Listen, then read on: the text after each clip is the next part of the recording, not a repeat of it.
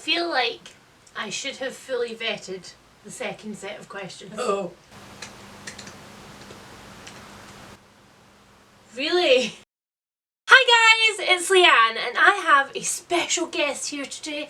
It is lovely wife Helen. Hello. Like I did that without hitting you, wasn't that That's good? good, yeah. Last time around, every time I edited a clip that had a book in it, you were like, You're not very good at, like, spatial awareness, so it could be possible you will hit me in the face with it. Accidental, like, I hope. most likely to kill her wife before the end of this video. As you guys might be able to tell from the title of this video, we are here today with a bookish most likely to. You guys love seeing lovely wife Helen on the channel, but you never ever tell me what you want us to do together. So I asked on Instagram, you can find me here at Novel Menagerie, which is the name of my store, and the lovely Heidi from Science on a Postcard, she suggested that we do a most likely to. So that is exactly what we are doing. Half of these questions I already know, and they are bookish most likely to questions.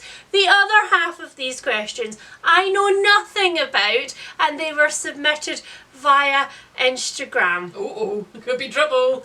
So I think there might be some calling out in our future. We have these handy dandy paddles that we can accuse each other with, and yeah, let's get started. Are we ready? Okay. Paddles at the ready. Sorted. Most likely to Yeah. DNF a book. We agree.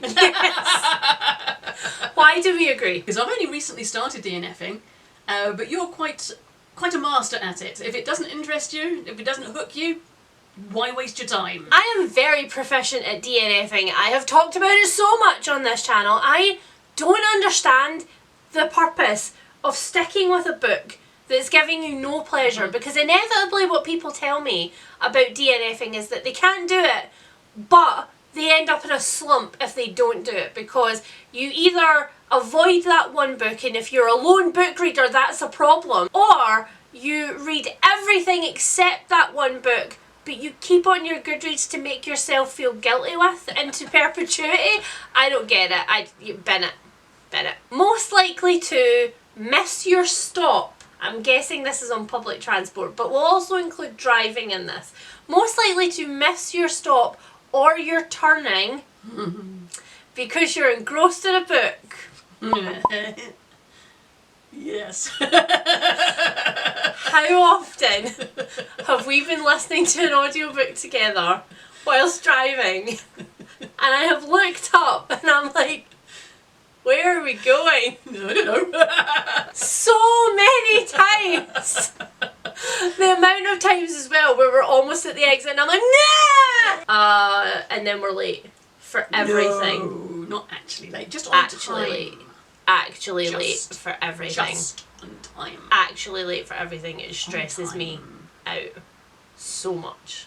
So bad. That might be one of the questions later. I get to do that all over again. Most likely to finish a book the fastest.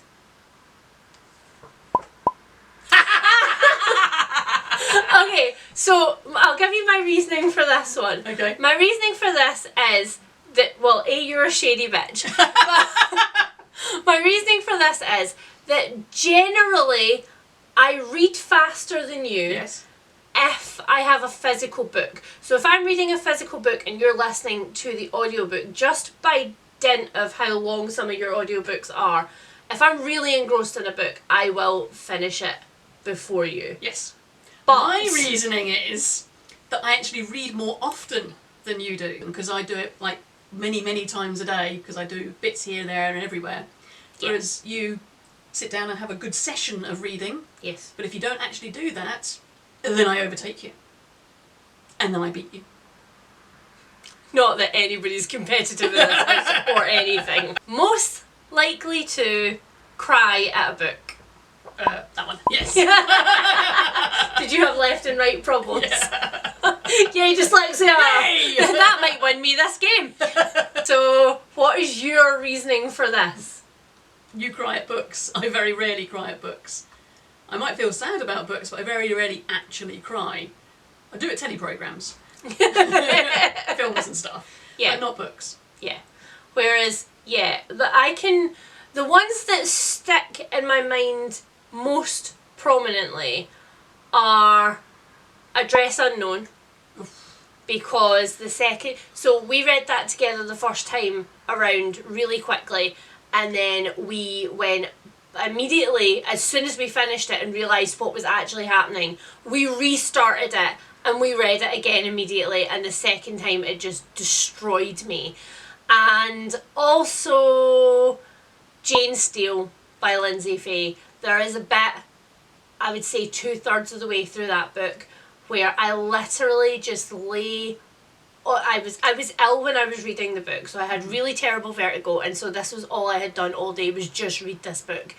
And I cried so much that I had to, like...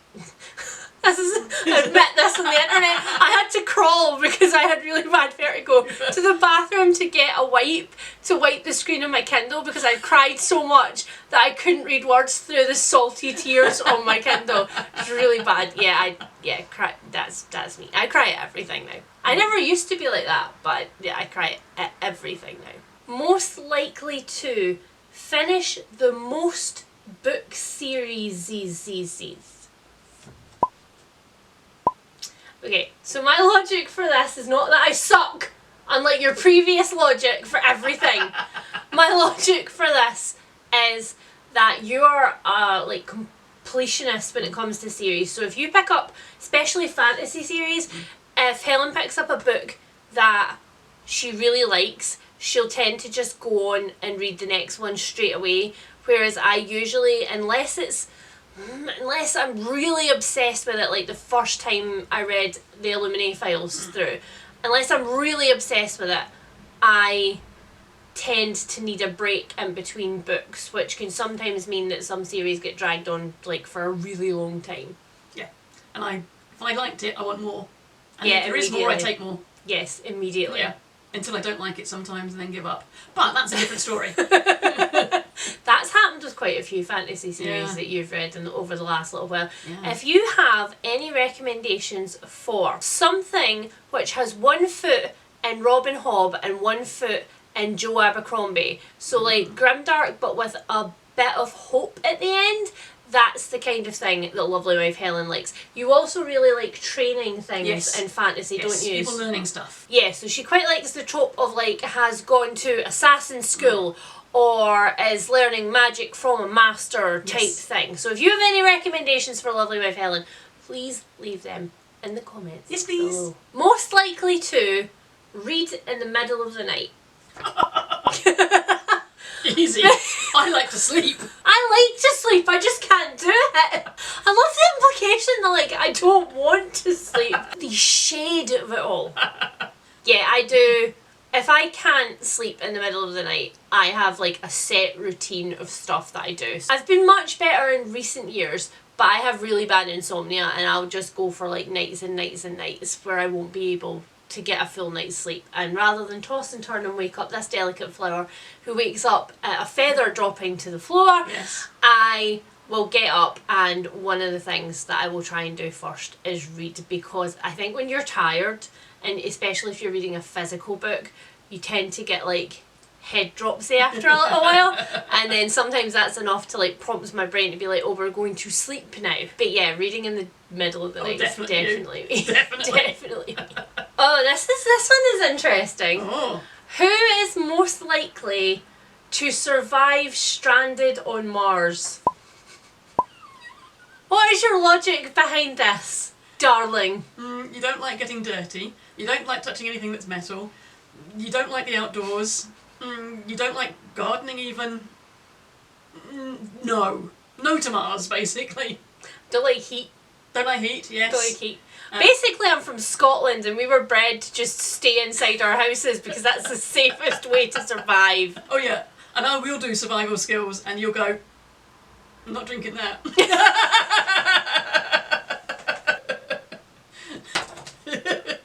Most likely to survive in a horror novel. Why is that then, seeing as you've been shady about literally every other question? Please sing my praises for the internet. Well, you have done lots of research on what to do and what not to do in a horror novel. I believe it is not a good idea to go down into the cellar, I believe, And I believe it's not a good idea to be the last person in the queue doing anything. But that's all I know about horror films and movies and books, because I don't watch them or read them. I don't need to be scared. Do you know, I don't think it's that you don't need to be scared. I think it's that sometimes you don't have the imagination to be scared. That's it, actually. Yeah.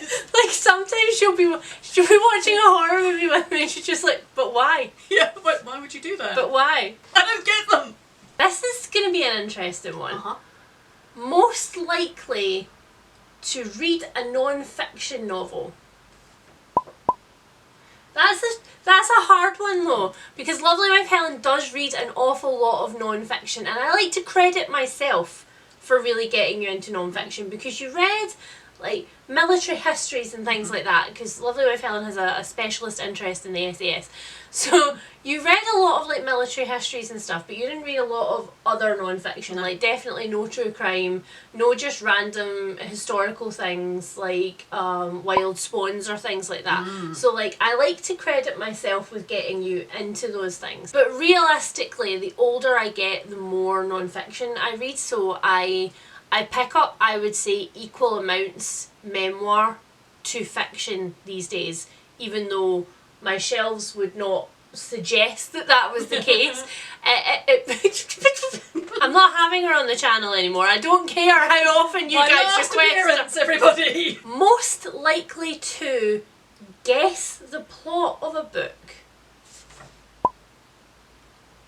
Only just. It's just you don't want to guess.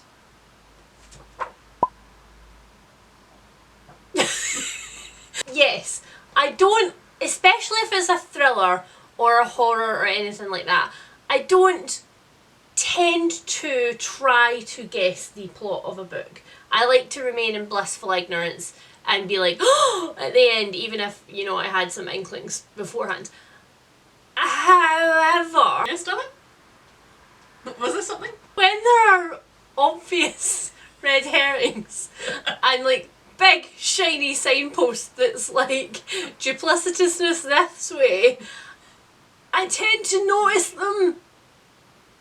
And that's not necessarily the case with Lovely Wife Helen.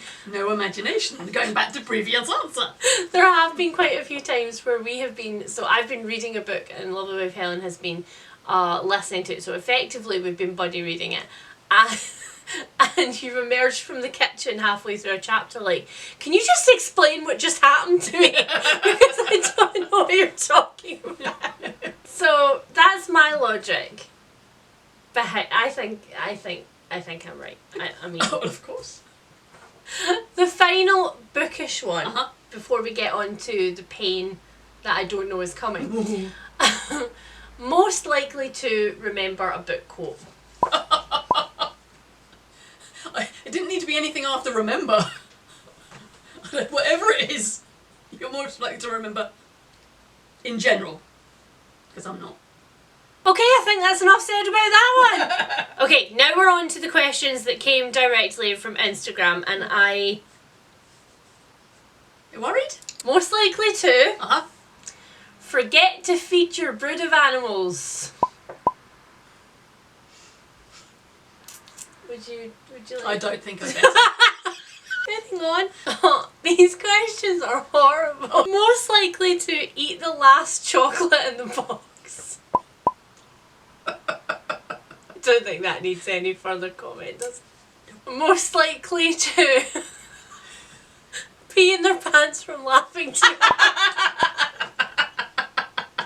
Sneeze pee and laugh pee happens all the time. I have no pelvic floor control whatsoever. You're horrible. Confessions. The internet, I was going to say you're horrible, but the internet is horrible. Yeah. Most likely to return from a party at 9 AM the next morning.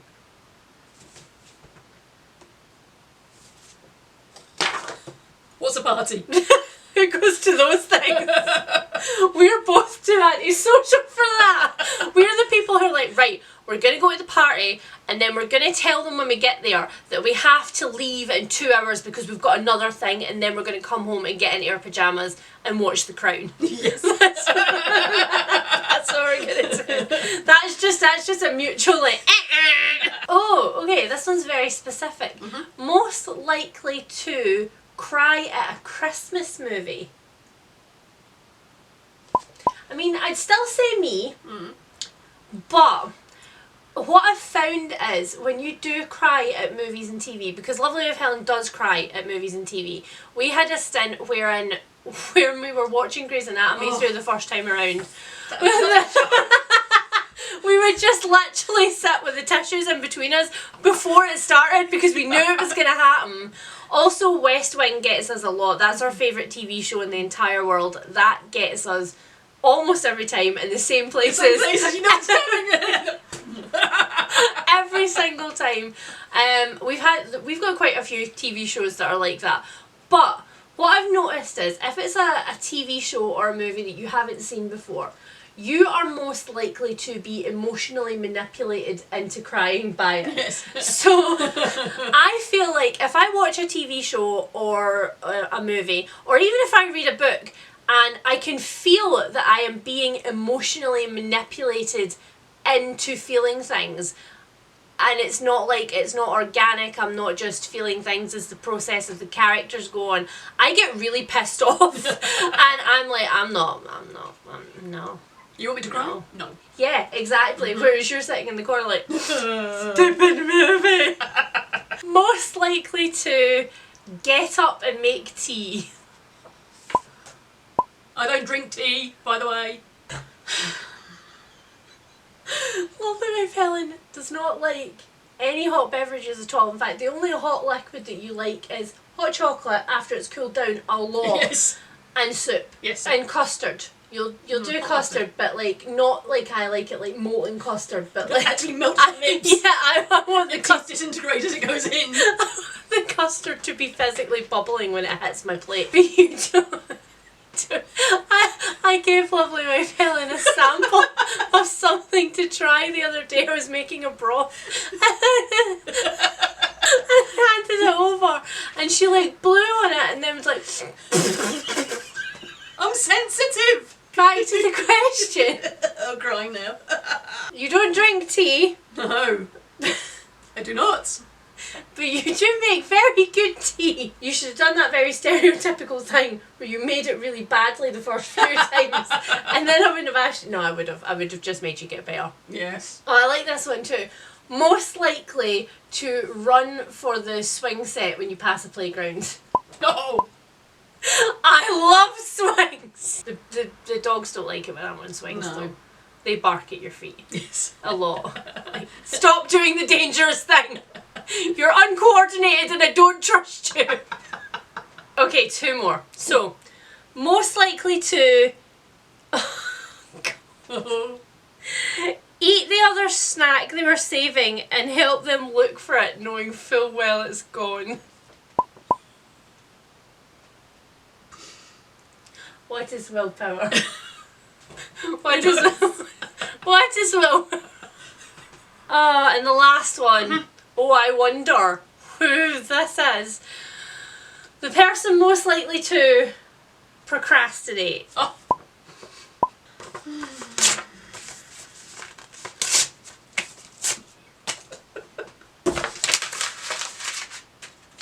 Charming.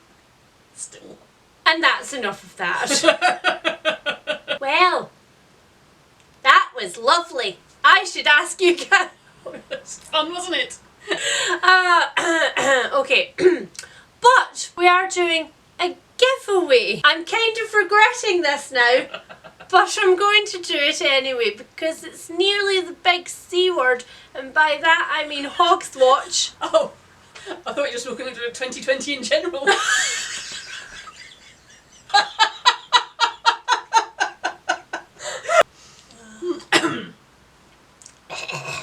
And I thought I would be generous of spirit because it's 2020. So, I am giving away a £10 mystery box from my Etsy store. So on my Etsy store I make bookmarks and prints and keyrings and postcards and stickers and all that kind of stuff, all with a particular bookish leaning. So if you would like to be able to win a £10 mystery box from my shop, which will be packed full of goodies, then all you have to do is leave a question for me and lovely wife Helen to answer in a Q&A below. This is going to be dangerous. I will try and not read the questions before we sit and do the torture session after them. Make sure that you're subscribed, tell your friends, and then you can come back soon for more of me being shaded. Different from you being shady, I suppose. Salty, sorry, salty, not shady. That's it. I got the wrong S word. You're getting far too confident on camera. Your appearances are being cut in half to 0. We hope that you have enjoyed this torture session. If you would like more of my face, hopefully not when it's purple from laughing at myself, then please hit subscribe, and if you could like this video, that would be wonderful, and I will see you again very soon. Goodbye. Bye. Why are you? You're so lucky to have me. That's what I keep saying. Let's go make tea. Both of us? No, just you. I thought so.